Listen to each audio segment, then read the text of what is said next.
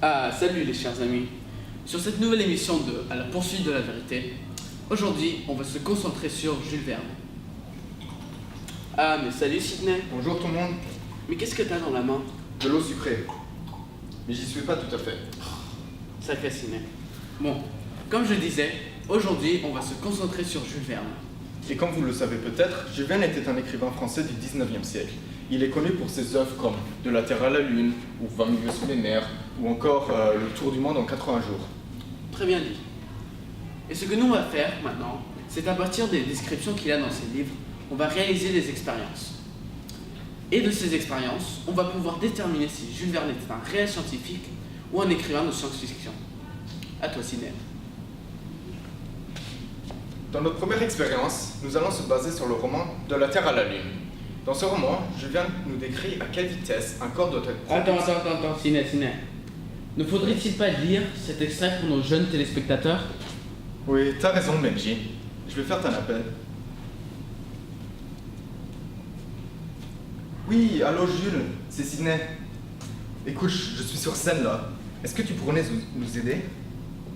Oui, vraiment? Ça serait génial, merci. À toi Jules. Oui, dit-il, il est possible d'envoyer un projectile dans la Lune. Si l'on parvient à animer ce projectile d'une vitesse initiale de 12 000 yards par seconde, le calcul démontre que cette vitesse est suffisante. Est-ce assez, Sydney? Je suis un peu fatigué. Je souhaite me reposer. Merci Jules pour la lecture. Donc, pour qu'une fusée puisse atteindre la Lune, elle doit être libérée à une vitesse appelée la vitesse de libération. Cette vitesse doit être assez importante pour que la fusée puisse sortir de l'atmosphère terrestre et vaincre les forces gravitationnelles qui s'exercent sur elle. La force gravitationnelle est une force qui attire tout objet libre vers le centre de la Terre, comme ce stylo par exemple. Oui, Sydney, mais pourquoi est-ce que la fusée part de l'équateur? Ah, bonne question. On sait que plus un objet est éloigné du centre de la Terre, moins l'attraction gravitationnelle exercée sur lui sera importante. Et comme le rayon à l'équateur est plus grand que le rayon au pôle, une fusée qui décollerait au niveau de l'équateur sera moins attirée par la Terre et aura une vitesse de libération moins importante. Voici pourquoi Jules Verne nous situe en Floride pour le décollage de sa fusée. Et voici Benji avec les calculs. Maintenant, si vous le permettez, je vais vous expliquer les calculs. Règles. Alors, tout d'abord, il faut savoir que G est la force gravitationnelle universelle, M est la masse de la Terre, RE ou D est le rayon équatorial. Alors, la formule de la vitesse de la libération est telle que VL est égal à racine carrée de 2 fois la force gravitationnelle universelle fois la masse de la Terre divisé par la distance au carré ou le rayon équatorial au carré. On poursuit nos calculs et on trouve racine carrée de 2 fois 6,67 fois 10 puissance moins 11 fois 5,97 fois 10 puissance 24 divisé par 6,38 fois 10 puissance 6. On exécute ces calculs et on trouve 11,1 km par seconde. Lorsqu'on fait ces calculs avec la distance qui est le rayon polaire, on trouve une vitesse de libération qui est de 11,3 km par seconde. Et donc forcément, on va choisir la vitesse lorsque la distance est le rayon équatorial, puisqu'on va choisir la vitesse de libération moins importante. Maintenant, Jules Verne écrit que la vitesse de la libération est de 12 milliards par seconde, soit, stylo, soit 10,9 km par seconde, qui est seulement de 0,2 km par seconde proche avec ces données scientifiques. Et donc, pour cette première expérience, nous pouvons déduire que Jules Verne était un scientifique. Et Benji, Oui, tu serais pas dans les habits de Jules Verne là? peut-être. Bon, on va te changer. Prépare la deuxième expérience. D'accord, Ciné, j'y vais.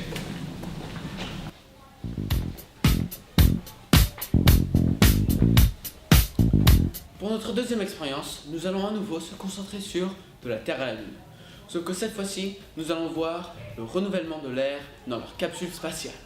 Ciné, tu voudrais bien lire le passage? Bien sûr, mon cher Benjamin. La question se réduisait dès lors à ceci. L'azote étant conservé intact, 1. Refaire l'oxygène absorbé, 2. Détruire l'acide carbonique expiré. Rien de plus facile au moyen de chlorate de potasse et de la potasse caustique. Nous allons faire l'expérience sur la potasse de caustique, oui. Oui, cela me semble très bien.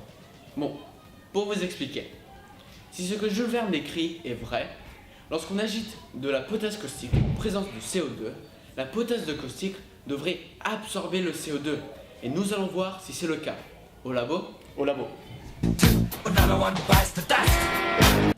Tout d'abord, pour voir si la potasse caustique absorbe le CO2, il fallait produire du CO2. Pour faire ceci, on a mélangé de la bicarbonate avec de l'acide.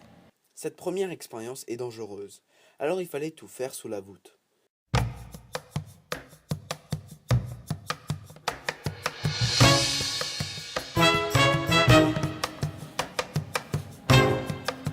Dans l'Erlenmeyer à gauche, on allait faire réagir de la bicarbonate avec l'acide. Cet Erlenmeyer est relié avec un tube à l'Erlenmeyer à droite, qui contient la potasse caustique. Une fois l'acide introduite à la bicarbonate, je ferme l'Erlenmeyer avec un bouchon pour qu'un maximum de CO2 aille à la potasse caustique.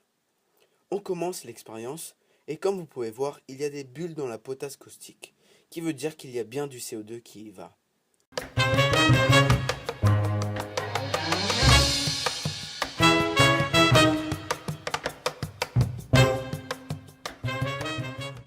Une fois la réaction terminée, on mesure le pH de la potasse caustique sans le CO2 et ensuite avec. Le pH mètre nous indique que sans le CO2, la potasse caustique a un pH de 12,4 et avec le CO2, un pH de 12,1. Et donc, on peut en déduire que la potasse caustique absorbe bien le CO2.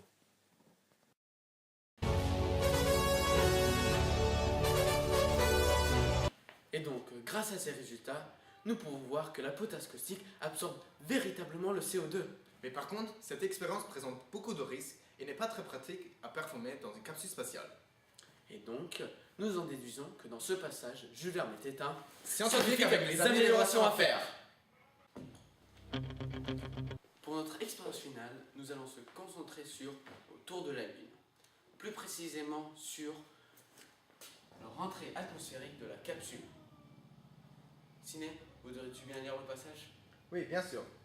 Ici, le projectile devait frapper la Terre avec une vitesse de 57 600 lieues à l'heure. Merci beaucoup. En effet, la capsule a une vitesse de plus de 90 000 km/h. Et à cette vitesse-ci, lorsqu'elle rentrerait dans l'atmosphère terrestre, l'énergie cinétique, qui est l'énergie de tout objet en mouvement, serait tellement importante que lorsqu'elle serait transformée en énergie calorifique, la capsule va chauffer à des températures d'environ 2000 degrés Celsius. Or, on sait que la capsule est faite entièrement d'aluminium et la température de fusion de l'aluminium est de 600 degrés Celsius. Ainsi, la capsule va fondre dès qu'elle rentre dans l'atmosphère. Mais supposons qu'ils survivent. Continuons leur trajet. Entre leur rentrée de l'atmosphère et leur atterrissage sur le sol, la vitesse de la capsule, qui est initialement de 90 000 km/h, ne pourrait pas freiner, même avec tous les frottements qu'il y a, jusqu'à 360 km/h. Parce qu'à 360 km/h, c'est la vitesse maximale pour être capable de déployer des systèmes de freinage, comme des parachutes. Et donc, la capsule ne pourrait pas survivre l'impact dans les océans. Et donc, ils seraient morts à nouveau. À travers ce trajet, ils sont morts 2 fois.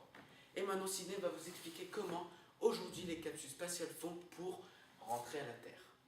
À toi, Sidney. Aujourd'hui, pour qu'une navette spatiale puisse rentrer à la Terre, il faut d'abord qu'elle se mette en orbite afin de diminuer sa vitesse. Ensuite, comme vous pouvez le voir ici, les astronautes manœuvrent la capsule à un angle de 40 degrés afin d'exposer la plus grande surface de la capsule au frottement. Ces frottements réduisent la vitesse de la capsule fortement, mais d'un autre côté, la chauffent très brusquement.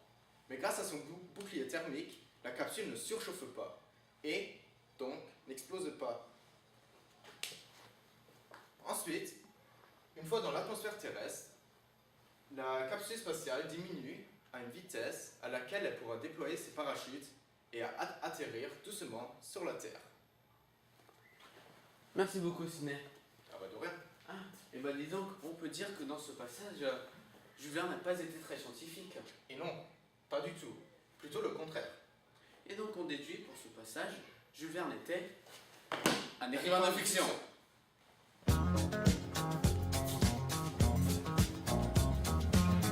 Et donc nous pouvons voir, grâce à ce tableau magnifique, que nos résultats ne mènent à aucune conclusion définitive.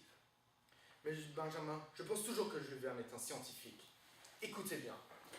Maintenant que les expressions sont chiffrées, répondit Barbicane, je vais chercher la vitesse V, 0, c'est-à-dire la vitesse que doit avoir le projectile en quittant l'atmosphère pour atteindre le point d'attraction égal avec une vitesse nulle.